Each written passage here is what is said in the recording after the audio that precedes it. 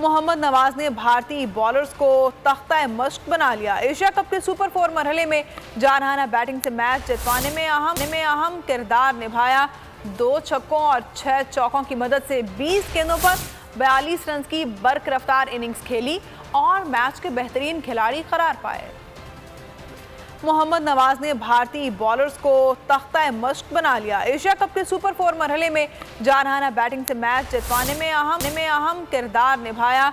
2 छक्कों और 6 चौकों की मदद से 20 गेंदों पर 42 रन की बरकरफ्तार इनिंग्स खेली और मैच के बेहतरीन खिलाड़ी करार पाए।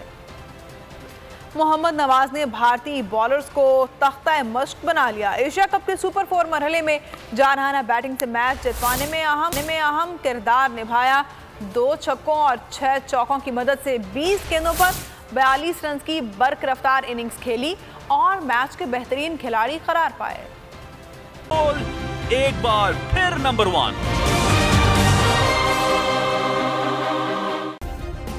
सब्सक्राइब करें और बेल दबाएं ताकि कोई खबर रह न जाए।